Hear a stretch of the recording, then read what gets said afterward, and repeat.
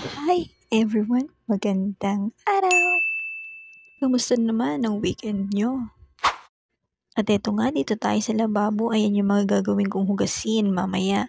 At pagkatapos yan, mga gawain ko pagtapon ng basura at paglilinis ng kabahayan.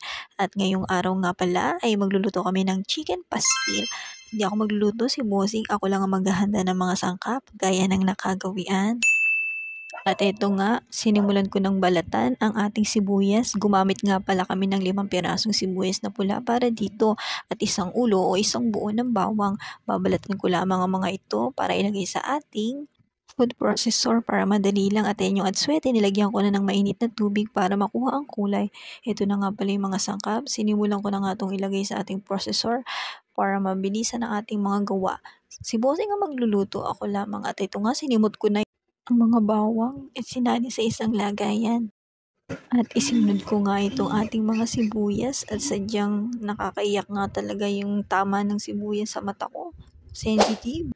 At ready na nga itong iba pang mga sangkap ay bahala na si Bossing. Nagsaing na nga pala ako, nagasa ko na nga yung bigas.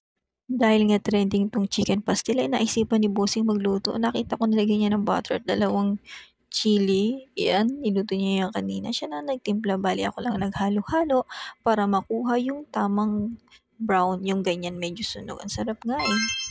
At pag uwi ko nga, bumungad sa akin itong mga mangga. Kay dami nga, nakakatuwa. At eto nga, ibinigay ko na yung inutang ko sa last pay para sa mga aking pamangkin, pang-eskwela. At ayan, tuwan-tuwa naman sila. At pagkatapos yan, napadpad nga pala ako sa SM or Seymour dito sa aming bayan. Wala lang, gusto ko lang bumili ng chocolate. Na-miss ko yung guava. Ayan, pang Mother's Day gift. Pero isa lang bibigay ko kay mama. O, de wow. Miss ko na yan eh. At bandang hapon nga ay nagkaayayaan kaming mag-walking. At ito nga, na-miss ko tong aratilis na to na dating inaakyat ko. Kinunan ko nga ng video, parang gusto kong akyatin at kunin yung mga bunga kaso hindi na pwede. Sabi nga nila, batang 90s ka kapag naranasan mong umakyat ng puno. At eto nga, tumawid kami sa may bandang tulay. Nagsimula na ang aming mahabang lakarin ng aking ina. At eto na nga, nakita ko sa dantong rosas na to at kay ganda nga. Ito pa rin yung palayan sa aming nadaanan.